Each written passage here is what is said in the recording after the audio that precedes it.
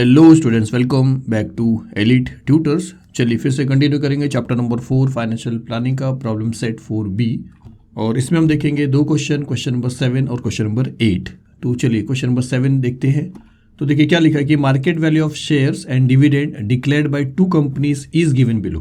Company 1 और company 2, मतलब company ए और कंपनी बी, इसका क्या दिया है, मार्केट वैल्यू और डिविडेंड। तो मार्केट वैल्यू ये है कंपनी ए के लिए और डिविडेंड ये है कंपनी ए के लिए। मार्केट वैल्यू ये है कंपनी बी के लिए और डिविडेंड ये है कंपनी बी के लिए। आपसे पूछा क्या है कि face value is same. Face value same मतलब दोनों कंपनी के लिए फेस वैल्यू सेम है एंड इट इज़ ₹100। और फेस वैल्यू है कितना है, ₹100 है फॉर बोथ द शेयर्स, दोनों शेयर्स के लिए, कंपनी ए के लिए कंपनी बी के लिए। तो यहाँ पे देखिए कि फेस वैल्यू इस कंपनी का भी 100 है, फेस वैल्यू इस कंपनी का भी 100 है, लेकिन मार्केट वैल्यू बिक रहा है स्टॉक एक्सचेंज में 132 पे, डिविडेंड मिलता है 12%।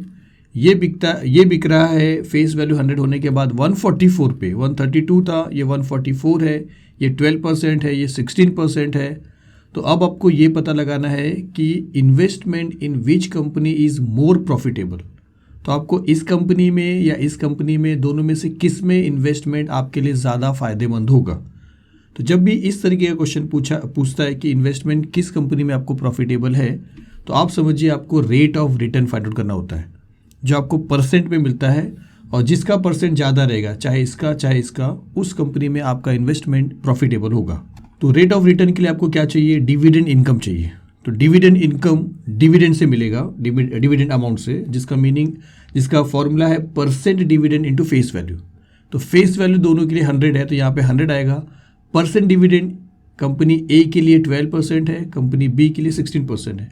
मतलब 12% इंटू 100 करके जो सॉल्व करोगे, जो आपको मिलेगा वो आपको यहाँ पे लिखना है। अब यहाँ पे एक चीज़ और कि यहाँ पे नंबर ऑफ शेयर्स नहीं बताया, कितने शेयर्स परचेज किए गए। तो जब भी ऐसा क्वेश्चन होता है कि जहाँ पे शेयर्स नहीं बताया जाता है कितने शेयर्स परचेज किए गए हैं, तो आप समझिए फिर एक शेयर की बात हो रही है। तो यहाँ पे एक ही शेयर है जिसका फेस वैल्यू 100 है, मार्केट वैल्यू 132 है, 12% डिविडेंड है, फेस वैल्यू 100 है, मार्केट वैल्यू 144 है और डिविडेंड 16% है, कंपनी बी और कंपनी ए रेस्पेक्टिवली। तो एक शेयर का डिविडेंड आपको निकालना है, ये फॉर्मूले से यहाँ लिखना है सम इन्वेस्टेड मतलब number of shares into market value. तो नंबर ऑफ शेयर तो आपके पास एक ही शेयर है ना, तो एक share multiply by market value 132, तो 132 मल्टीप्लाई बाय 1 मतलब 132 ही आएगा। तो सम इन्वेस्टेड मतलब 132 इंटू 100।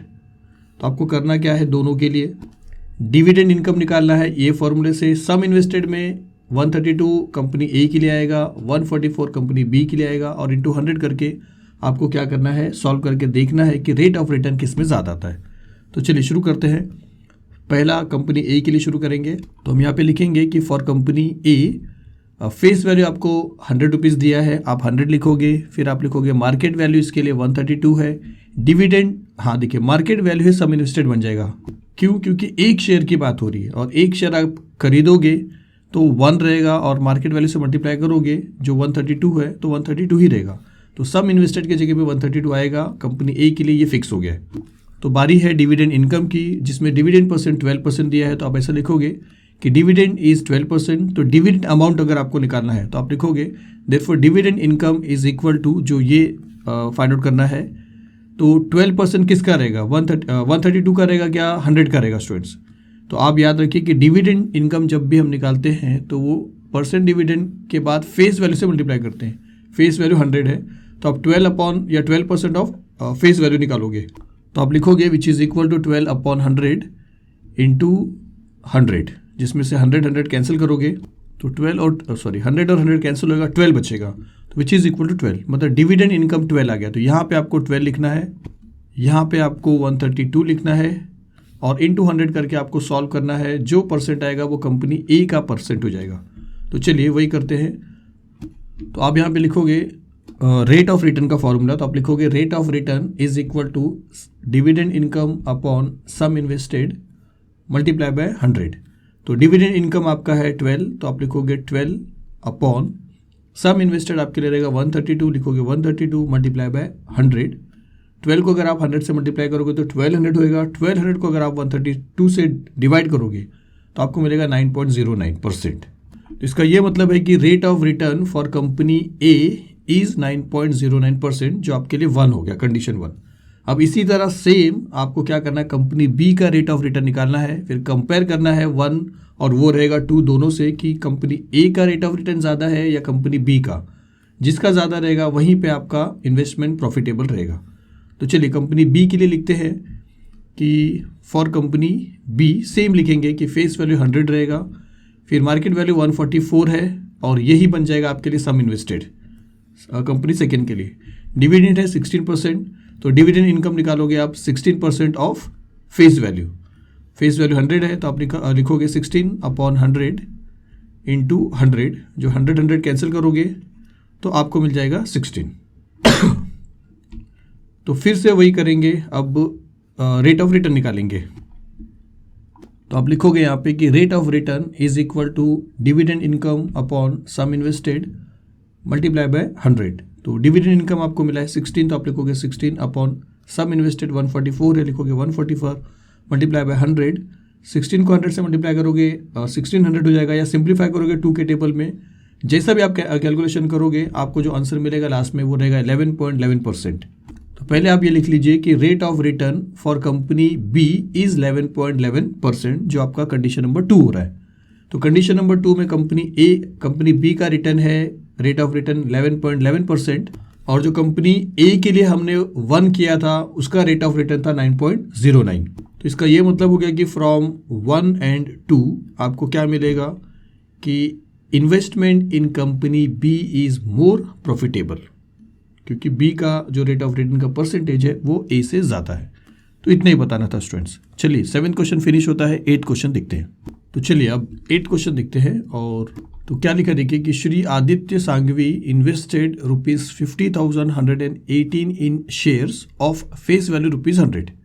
यहाँ तक आपको समझा कि श्री आदित्य ने क्या किया है, 50,118 रुपीज़ इन्वेस्ट किया है शेयर्स में, जिसका फेस वैल्यू था 100, लेकिन when the market value is 50, लेकिन मार्केट वैल्यू क्या था, 50 पे था। अब आगे क्या लिखा है कि rate of brokerage is 0.2%। Brokerage का जो रेट है वो 0.2% है, और ब्रोकरेज के ऊपर जो लगने वाला जीएसटी का रेट है वो तो 18% होता ही है, ठीक है। Then how many shares were purchased for ₹50,118।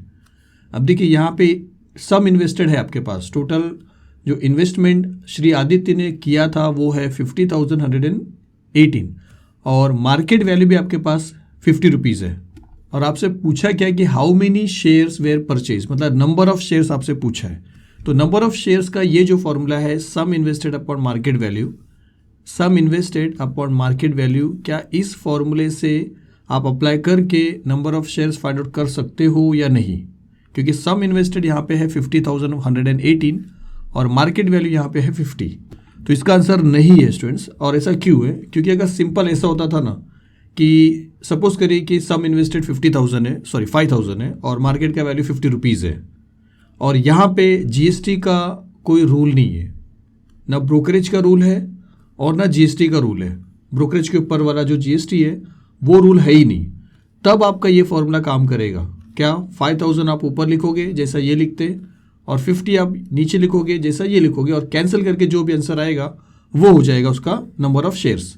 लेकिन अगर 50 रुपीज़ मार्केट वैल्यू है और आपका जो सम इन्वेस्टेड है वो कुछ ज़्यादा है, और यहाँ पे रूल आ रहा है कौन सा, जीएसटी का और ब्रोकरेज का, तब आप समझ जाइए कि आपको जो शेयर है 50 रुपीज़ का, भले मार्केट का वैल्यू है उसका, लेकिन आपने क्या किया है, आपने ब्रोकर को ब्रोकरेज भी दिया है और ब्रोकरेज के ऊपर जीएसटी भी दिया है। तो 5,000 में आपको वो शेयर्स नहीं मिलेगा, या उस शेयर का जो परचेज प्राइस रहेगा, मार्केट वैल्यू 50 है लेकिन आपको खरीदने का जो दाम पड़ गया वो 50 रुपीज़ से ज़्यादा हो जाएगा, क्योंकि आप कुछ एक्स्ट्रा पैसा दे के आओगे किसको, ब्रोकरेज को, ब्रोकर को, और उसके ऊपर लगने वाला जीएसटी का भी। तो आपको यहाँ पे समझना क्या है कि भले आपका ऑल्दो आपका जो मार्केट वैल्यू है 50 रुपीज़ है, लेकिन आपको जो परचेज प्राइस है वो आपको 50 रुपीज़ में नहीं मिलेगा, 50 से ज़्यादा रहेगा, और इसीलिए 5,000 की जगह पे वो 5,018 या कुछ और रहेगा। ये तो मैंने डमी लिखा है स्टूडेंट्स।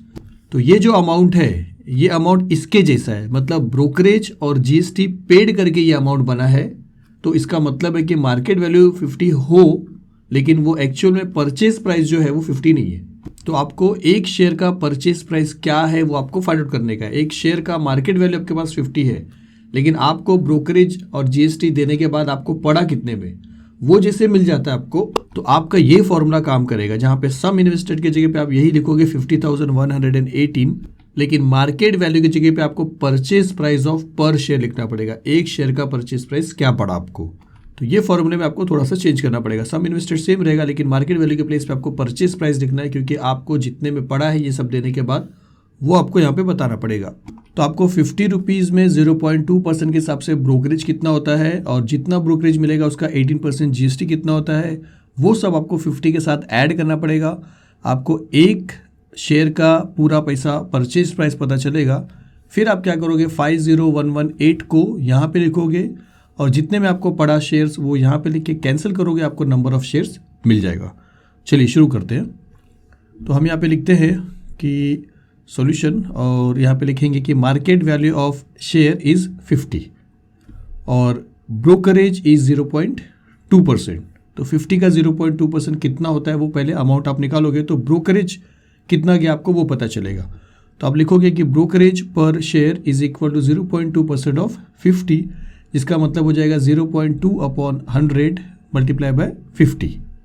यहाँ पे ऐसा कैंसिल कर सकते हो, 0 कैंसिल कर सकते हो, फिर 5 1 जा 5, 5 2 जा 10, फिर ये दोनों कैंसिल करोगे, 2 0 जा 0, और ये पॉइंट यहाँ पे आएगा, और 2 1 जा 2, 0.1, तो आपको मिलेगा 0.1। तो ब्रोकरेज आपका 0.1 जा रहा है, और ब्रोकरेज के ऊपर लगेगा 18% का जीएसटी, तो वो भी आपको फाइंड आउट करना पड़ेगा। तो हम लिखेंगे कि GST on brokerage per share is equal to 18% of 0.1, क्योंकि ब्रोकरेज के ऊपर जीएसटी लग रहा है तो ये अमाउंट लोगे। तो 18% ऑफ 0.1 का मतलब है 18/100, फिर मल्टीप्लाई बाय 0.1। अब देखिए 18 को अगर आप 0.1 से मल्टीप्लाई करोगे तो थोड़ा अगर आपको कन्फ्यूजन लगता है तो आप इसको ऐसा समझिए कि 18/100 है, और इंटू सपोज करिए 0.1 है, और आप क्या करते हो इसको 10/10 से मल्टीप्लाई करके, जैसे आप इसको 10 से मल्टीप्लाई करोगे तो ये पॉइंट यहाँ चला जाएगा, 1 बन जाएगा, तो इतने का सोल्यूशन 1 आएगा। नीचे ये 10 है, इस तरफ 18 है, और नीचे 100 है, 18 1 जा बन जाएगा 18, फिर नीचे आ जाएगा 1000। इसमें पॉइंट अगर नहीं है तो वो यहाँ पे है, लेकिन 3 0 है तो पॉइंट 3 बार यहाँ पे आएगा, 2 बार आपको दिखाई दे रहा, तीसरा नहीं दिख रहा है, तो तीसरा 0 रहेगा। इसका मतलब है कि 0.018 मिल जाएगा आपको फाइनल आंसर। तो आपको इसको सॉल्व करने के बाद मिलता है 0.018। तो देखिए ये पैसा और ये पैसा, ये दोनों आपको क्या करना पड़ेगा, आपका जो मार्केट वैल्यू है इसमें ऐड करना पड़ेगा, तब जाके आपको एक शेयर के ऊपर कितना पैसा परचेज प्राइस आपको लगा वो आपको पता चलेगा। फिर आप डिवाइड करोगे सम इन्वेस्टेड से, तो आप यहाँ पे ऐसा लिखोगे कि total purchase price per share या of 1 share is equal to market value plus brokerage plus GST, market value plus brokerage plus GST, तो which is equal to 50 plus 0.1 plus 0.018, और इन तीनों को अगर आप प्लस करोगे तो आपको मिलता है 50.118। तो एक्चुअल में आपको एक शेयर जो 50 रुपीज़ का मार्केट वैल्यू वाला शेयर था, उसका खरीदने वाला जो दाम है 50.118 है, जिसमें से इतना जो अमाउंट है वो ब्रोकरेज या ब्रोकर के पास चला गया। तो अब ये है आपका एक्चुअल अमाउंट, और ये है आपका सम इन्वेस्टेड, ये है परचेज प्राइस, और ये सम इन्वेस्टेड। तो लास्ट में अगर आपको लिखना है कि number of shares purchase by Shri Aditya Sanghavi, तो आपको लिखना पड़ेगा which is equal to sum invested upon market value. इस बार नहीं आएगा क्योंकि मार्केट वैल्यू के साथ आपको ये सब देना था, तो आपको एक्चुअल में परचेज प्राइस कितना हो गया वो लिखना है। तो आप लिखोगे परचेज्ड प्राइस पर शेयर, और जिसका आंसर हो जाएगा सम इन्वेस्टेड की जगह पे आप लिखोगे 50,118 अपॉन परचेज प्राइस आपका ये हो जाएगा 50.118। अब इसका कैलकुलेशन अगर आपको समझना है तो ये पॉइंट के बाद 3 नंबर है, इसको हटाने के लिए पॉइंट को 1000 से मल्टीप्लाई करना पड़ेगा। तो जैसे आप इसको 1000 से मल्टीप्लाई करोगे तो ये पॉइंट हट जाएगा, लेकिन 1000 से आपको इसको भी मल्टीप्लाई करना पड़ेगा। तो ये बन जाएगा क्या 50,118, और 1000 से मल्टीप्लाई किया तो 3 0 यहाँ पे आ जाएगा, और इसको भी 1000 से मल्टीप्लाई करो तो इसका पॉइंट चला जाएगा, डेसिमल पॉइंट, तो ये बचेगा 50,118। तो यहाँ से यहाँ तक का सेम है, तो इतने से आपको 1 में मिल जाएगा, और ये 0 0 0 आ जाएगा, मतलब 1000 आ जाएगा। तो आपको मिलेगा इसका वैल्यू 1000। तो इसका यह मतलब है कि 1000 शेयर्स 50,118 रुपीज़ में जब ब्रोकरेज 0.2% और 18% जीएसटी था, तब उनको इतना 1000 शेयर्स मिला। इतना आपको बताना है। तो आपसे पूछा कि how many shares were purchased for ₹50,118। तो आपको लिखना है कि 1000 shares were purchased by Shri Aditya Sanghavi for ₹50,118 last में। स्टूडेंट्स, ये यहाँ पे स्पेस की वजह से नहीं लिखा, लेकिन आपको आंसर करके लास्ट में वो लिखना ज़रूर है। तो चलिए, इसमें 2 ही सम्स करना था। फिर से आगे वीडियो में मिलेंगे बाकी सम्स के साथ। कुछ प्रॉब्लम है तो स्टूडेंट्स आप कमेंट्स करिए। मिलेंगे फिर अगली वीडियो में। Thank you very much.